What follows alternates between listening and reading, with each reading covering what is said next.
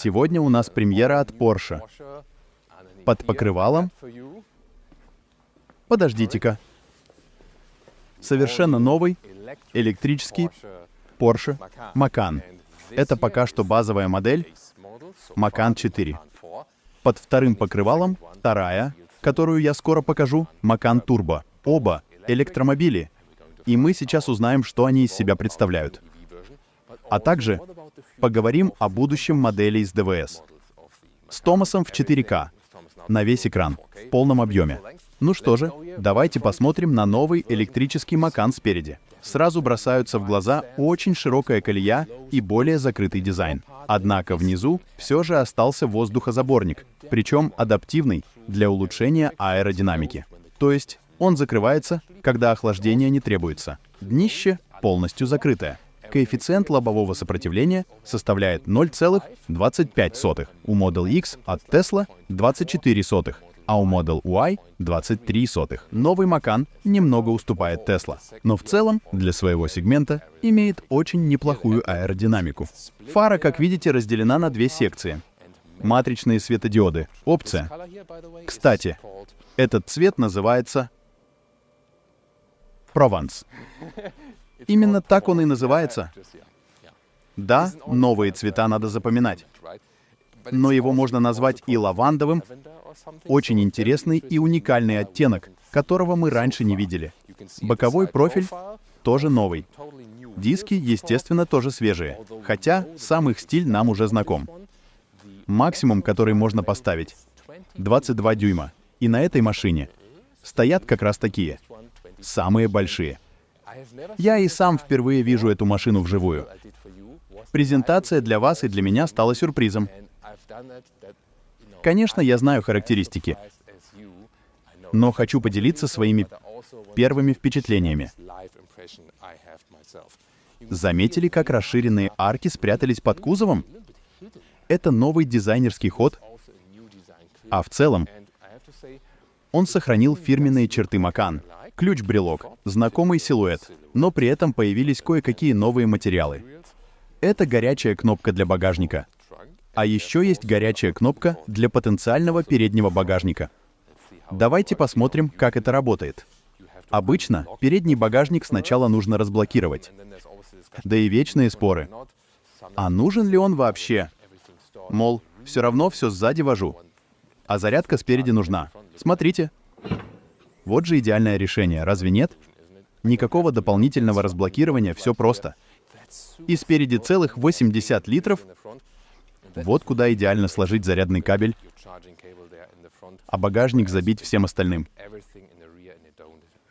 Никаких тебе поисков кабеля под сумками. Красота.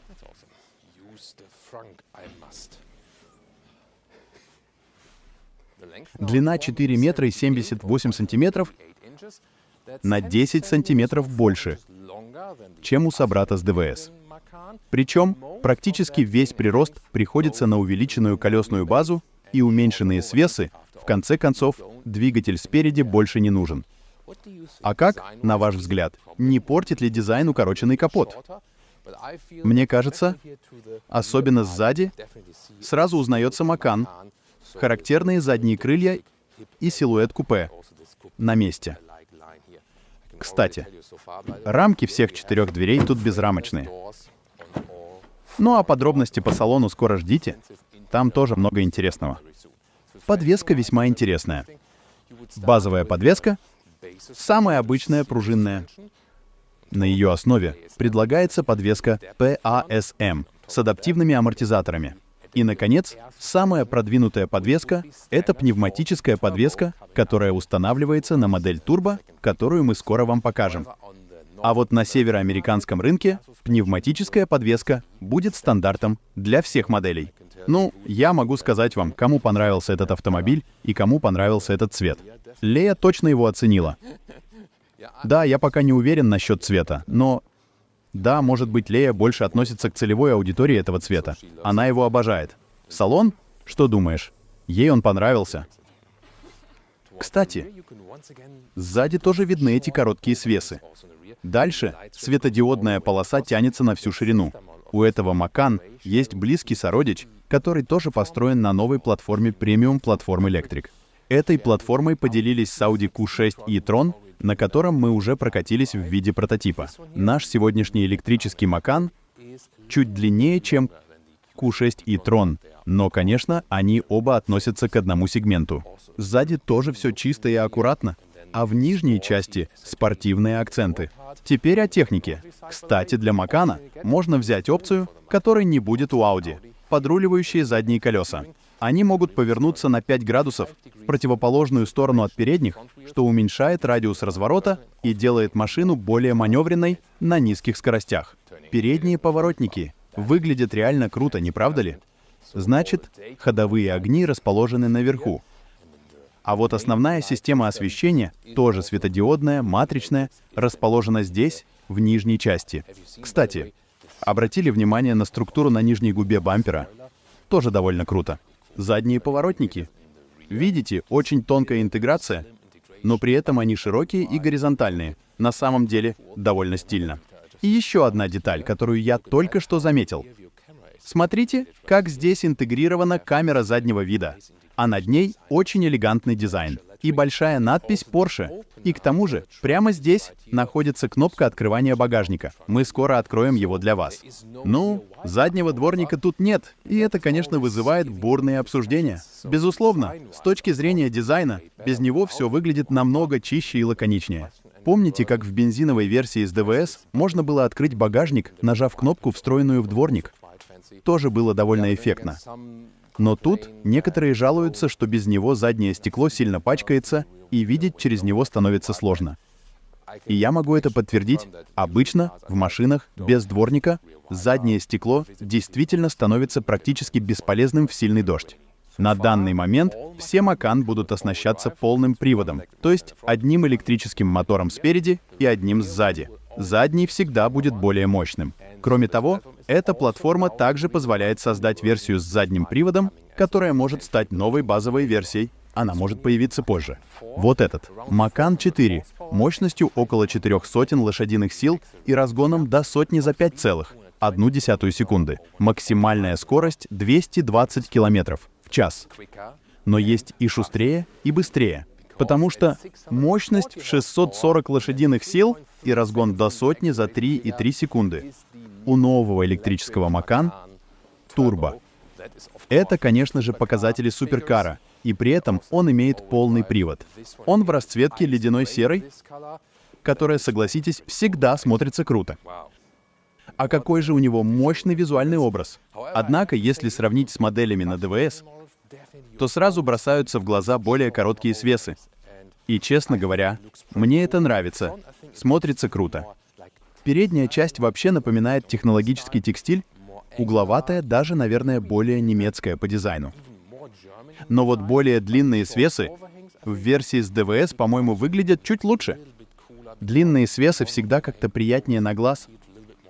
Что думаете? Интересно услышать ваше мнение. Сразу бросается в глаза, что турбо здесь окрашен в шикарный глянцевый черный, чтобы чуть больше выделяться на фоне базовой версии. Фары тут также раздельные. А вот выбор цвета, к слову, ничем не ограничен. Можно выбрать его и на базовую комплектацию. Наш электрический турбо щеголяет темным логотипом Porsche. А еще вот эта вертикальная планка тоже почернена. Но в целом, сравнивая с моделями с ДВС, прослеживается тенденция. У электрокаров разница в дизайне между базами и заряженными версиями не такая ощутимая, как у собратьев с ДВС. Давайте посмотрим на турбо в профиль. Снова диски на 22 дюйма. Кстати, они еще и аэродинамически оптимизированные. А теперь посмотрите на эти колесные арки, окрашенные в глянцевый черный. И, конечно же, на карбоновые вставки. Это классика стиля для любого Macan. Ну и, конечно, не без фирменных задних крыльев. Сзади немного по-другому, потому что у турбо тут собственный шильдик, а также эти дополнительные элементы стиля. А еще черный глянец в нижней части. Активная аэродинамика, кстати, тоже играет роль сзади. Может быть, вы помните версию с ДВС, у которой был спойлер на крыше? Так вот, его больше нет, дизайн стал более плавным. Но зато здесь появилось активное заднее крыло, которое может подниматься. Максимальная скорость для модели Macan Turbo — 260 км в час. Это даже быстрее, чем мы ездим по немецкому автобану. Да, и, вероятно, даже на немецком автобане в какой-то момент появится ограничение скорости.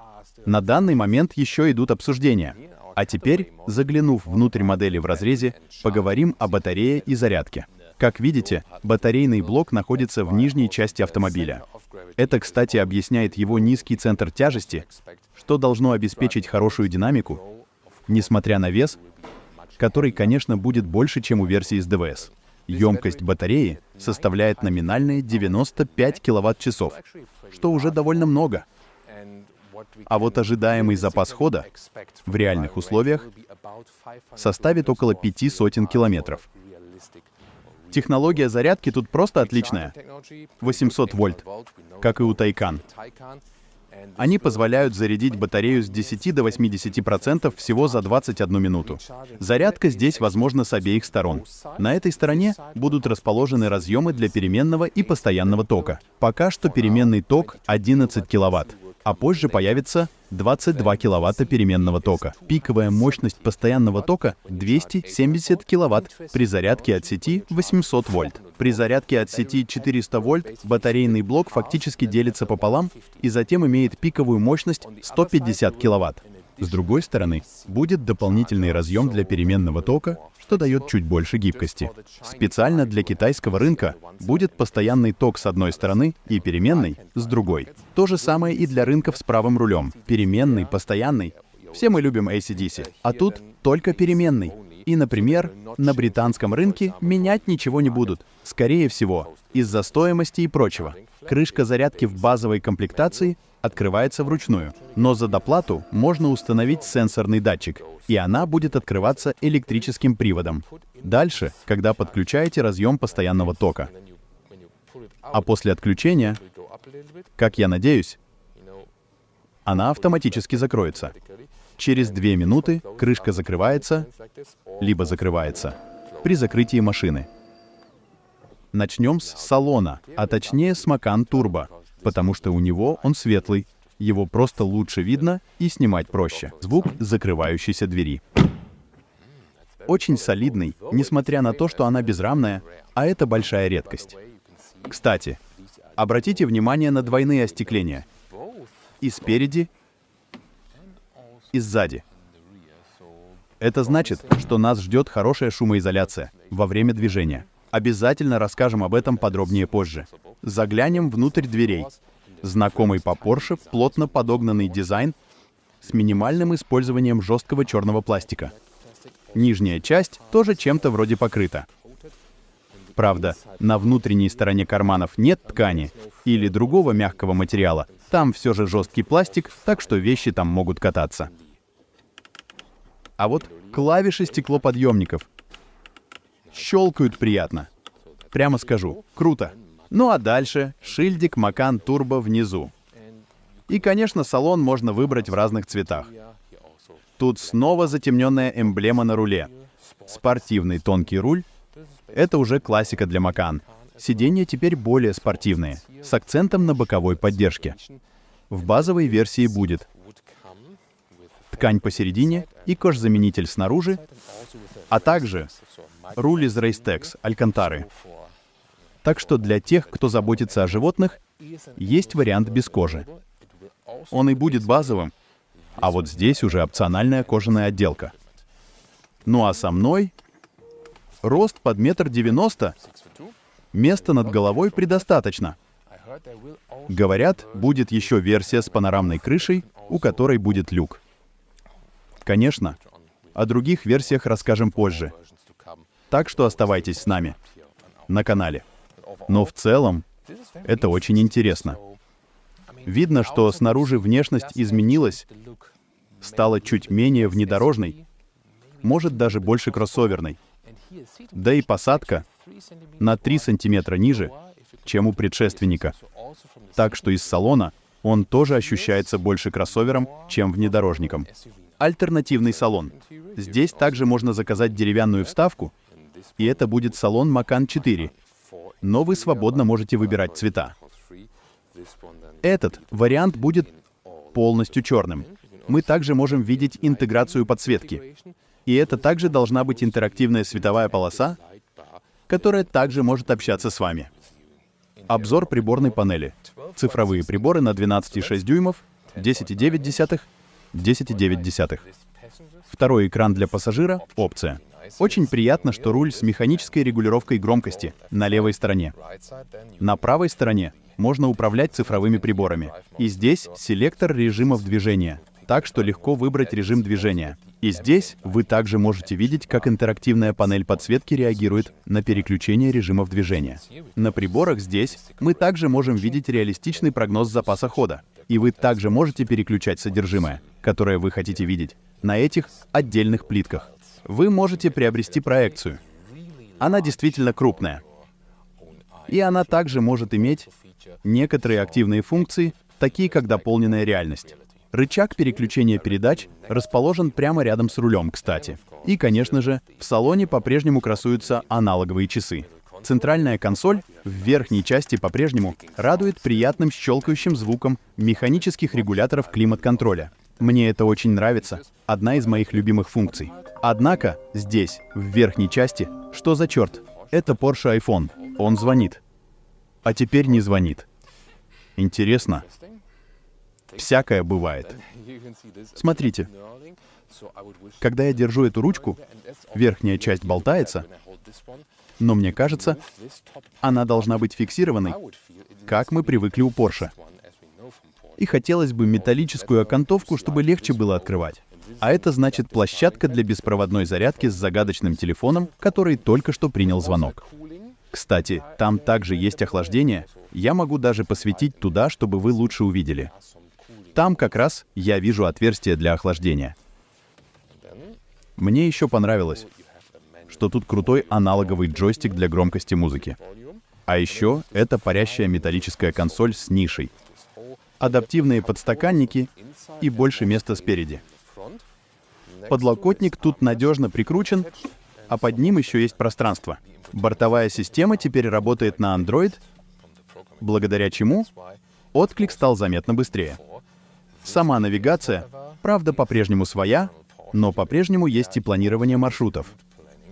А если вы в качестве пункта назначения укажете зарядную станцию, то система предусмотрительно подогреет батарею перед приездом. Кстати, тепловой насос теперь идет в стандарте.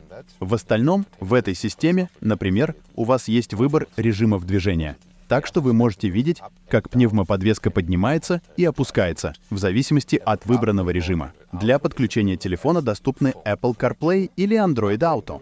Интеграция Apple CarPlay выглядит вот так, а когда у вас активны карты Apple Maps, вы можете видеть их элементы и здесь, на цифровых приборах и даже на проекции. Лия только что сказала, что, когда моя рука вот так лежит, на окне появляется отражение, будто рука Халка. Сам не вижу, но она вроде смеется, говорит. Надо так держать. Задние двери изнутри тоже с обшивкой, а не как раньше голый пластик. На ощупь приятно, хоть вверху и жестковато. Опять же, никаких вставок в карманах. А вот места для ног стало больше по сравнению с моделью с ДВС. Ведь колесная база выросла. Видите? У меня еще есть место перед коленями, даже если за рулем сидит высокий водитель. В общем, нормально, места хватает, да и сама машина не маленькая. Ага, и с простором над головой сзади тоже порядок. А еще мне очень нравится эта мягкая алькантара, которой обтянут потолок. Ну что ж, на среднем сиденье в принципе можно сесть. Но места там маловато, особенно для ног. Похоже, из-за коротких свесов багажник съел часть пространства для пассажиров. Да и посередине не сильно разгуляешься из-за тоннеля, хотя это и платформа электромобиля. Кстати, тут еще и небольшой порожек есть. А вот на центральной консоли расположился отдельный блок климат-контроля с приятными щелчками кнопок и крутой металлической отделкой, как и раньше. Багажник открывается двумя способами: либо кнопкой на брелоке, либо кнопкой рядом с камерой заднего вида. Вот так. Объем багажника составляет 540 литров без системы Bose или 480 литров с ней. Скоро покажу вам разницу. Для начала размеры — приличный метр ширины. Длина примерно 90 сантиметров. Как видите, даже чемодан на колесах помещается вертикально. Кроме того, задние сиденья складываются в пропорции не только 60/40, но и по центру, образуя лючок для лыж. До передних сидений получается примерно 1,70 м. А в нише, смотрите, как раз и видна разница с опциональной аудиосистемой. Кстати, под бампером чувствуется, что там еще есть место для буксировочного крюка, который, кстати, может тянуть до 2 тонн. Багажник у Macan Turbo, кстати, здесь такой же. Но вот сабвуфер Bose, который у другого Macan опционален, тут идет всегда в комплекте. Так что по объему багажника они одинаковые. Единственное, надо понимать, что из-за сабвуфера у вас всегда будет проигрыш по нише под полом. Но, на мой взгляд, это вообще не проблема. Ведь можно пользоваться передним багажником. Так, классная штука. Нажав вот на эту кнопку, можно закрыть дверь без блокировки. Или вместе с блокировкой. Прислушайтесь, какой приятный щелчок при этом раздается. А еще я всегда провожу тест на безопасность для детей. Итак, сначала послушаем, как звучит закрытие. Да, чувствительность тоже вполне приличная. Еще раз щелкаем. И еще раз щелк.